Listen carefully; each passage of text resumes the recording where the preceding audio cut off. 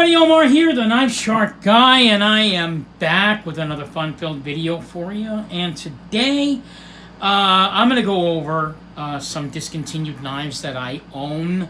I've got a large Kershaw discontinued collection, guys, and I did do videos on these knives before, but I thought it was so long ago, and I've gained so many new subscribers since I've done those videos, that I thought I'll just redo them all again. Now, these videos are just for fun. I'm not going to do like any specs on them or anything, only because they're no longer available. All these knives are discontinued, and the reason I'm doing these videos is just so we can have a little look back at the work of one of my favorite knife companies, Kershaw. And what you see in front of you are two Kershaw knives that came out in 2005, guys. These are the Kershaw Cyclone. Now, the reason I do these videos is because it's always fun to take a look back, see what Kershaw has done in the past, where they are now, what they're where they're going, trends in knife. Sort of like the trends in this hobby. What was it that we were looking for before versus what is it that we're looking for in a knife now? Obviously, back in 2005, we didn't have as much knowledge back then about the knives that we were buying. And you can tell by the way that these knives were constructed by the people or by the company that made them. You got to keep in mind, this was a trend at that time. Knives like this were what everybody was going for. They were selling, and all of a sudden, times change, things phase out.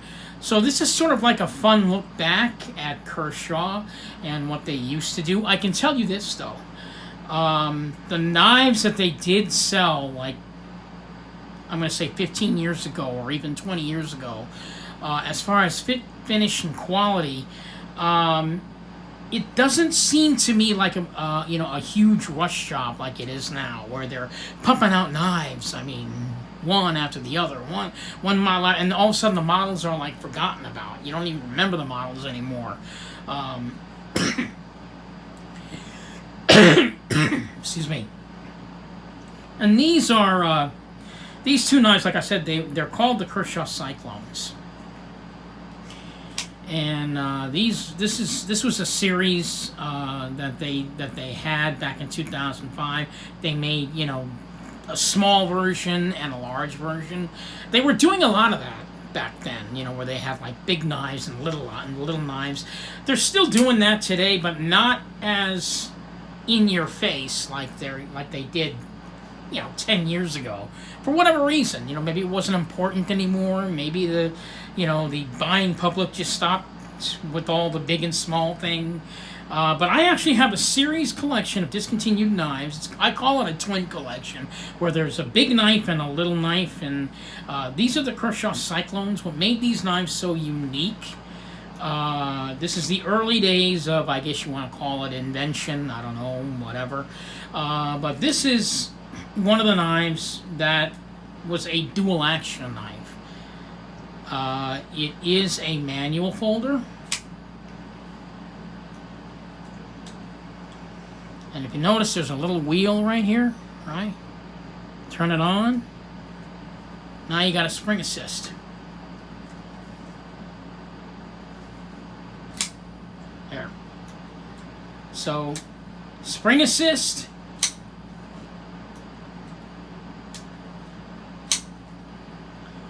You don't want a spring assist anymore? Turn them off. Now you got a manual knife again. So now you guys can see why I had to have this in my collection. I mean, come on, is that cool or what? The knife is a spring assist and it's a manual knife, and that goes for both of these guys. Right? Manual.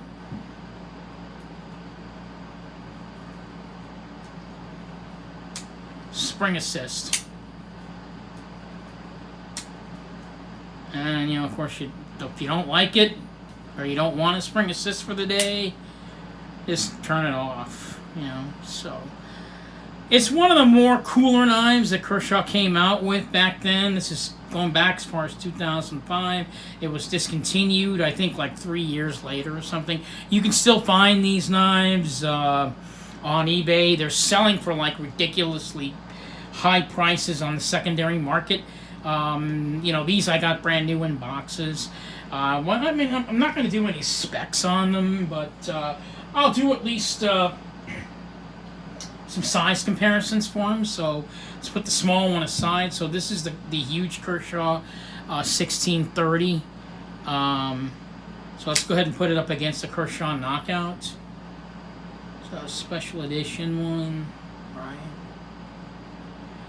You know, like I said, I'm not going to talk about these knives too much. They're just like, they're in my collection. They're a thing of the past. They don't exist anymore. I just wanted to show them off to you. So there it is against the Kershaw Knockout. And how about one of the more newer ones up against a knife that came out, Spyderco Swayback. All right. And this is the large Kershaw Cyclone.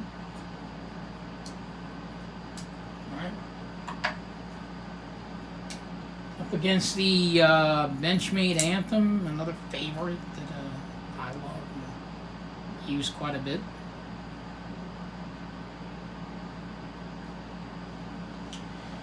And, you know, if you're tired of it, I'm sorry, but it's really the only small knife I own. How about the Chris Reeve Spenza 21? So there you have it right there.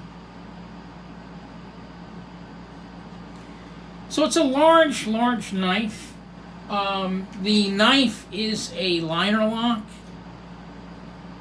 as well. It has a not a deep pocket carry clip, but the pocket clip is tip up and tip down on this side only. All right. It's got a G10 backspacer. The scales are aluminum. And the price of this knife at that time, I believe it was right around, oh wow, I think it probably was like right around $80, $85 roughly at that time. The steel is Sandvik 14C28N. This is before the days of Mob 13, guys.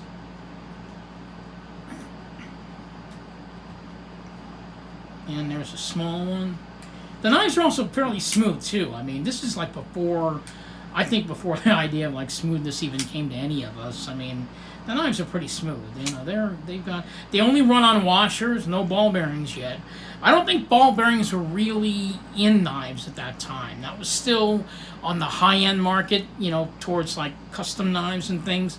Washers and spring assists were the big deal, like in 2005. In fact, in 2005, almost a lot of their knives that were coming out it was like on the trend of spring assist. In other words, the manual knives were kind of going away, and they were bringing in the spring assist, and then everybody got tired of the spring assist, so then they brought back the manual knives again.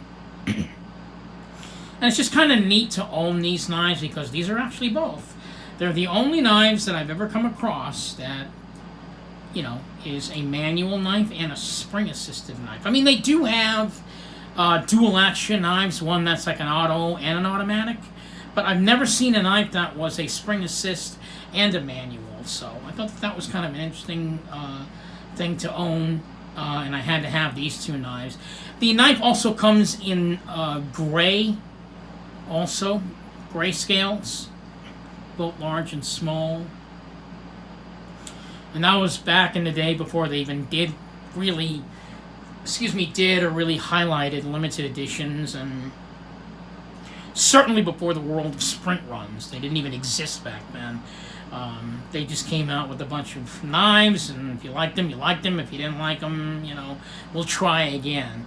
They were still building, you know, the knife community at that time, back 2005, 2000, 1998. The knives were made by Ken Onion, their premier designer at the time, and Ken Onion actually was their only designer back then that they were under contract working with, and he put out a whole ton of Kershaw knives. I mean, if you're a Ken Onion fan and you're a CRKT fan and you want to know the earlier work of Ken Onion, you may want to try and check on eBay for a lot of these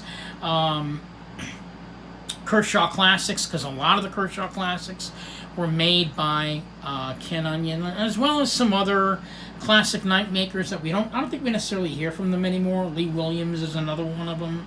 Otherwise, when they weren't working with a knife maker, they were just simply doing production runs of knives that were designed by a board of people, if you will. So this is the Kershaw Cyclone. I just wanted to show them off to you. You know, they're just, you know, the video is only for nostalgic reasons, and anybody out there who is a collector and is looking for some unique Kershaw knives of the past, this is one you may want to check out. On the secondary market, guys, this knife goes for anywhere between $80, you know, because it was maybe forgotten about, to $125. I've even seen this knife go up to about $250, brand new and mint, which is what this knife is, mint condition. All my Kershaw Classics are in mint condition with the boxes, by the way. And this was my very first collection. I have yet to get rid of it. I'm not getting rid of it at this point in time. I still enjoy it, even if it's just flip it and put it back in its case, which is kind of a little bit odd because, you know, the custom knives that I own that are 4 times the amount of these, that's not my Safe Queen collection. This is. So this is Somewhere the Knife Shark Guy signing off. Just wanted to introduce to you a couple of knives, blasts from the past from Kershaw. The Kershaw Cyclones designed by Ken Onion. Hope this video was kind of fun and enjoyable. Maybe you guys will start your own Kershaw collection. If you do, you may wind up on eBay fighting with me on a Kershaw collectible. It is what I'm into, so. Again, thanks again for watching, and I will see you guys in the next video. I will be doing one Kershaw collectible every so often until I go through all 30 of my Kershaw collectibles. So this is Omar the Knife Shark Guy with my first Kershaw collectible. I guess redone, the Kershaw Cyclone by Ken Onion. Thank you so much for watching. You guys have a fantastic evening, and please stay safe.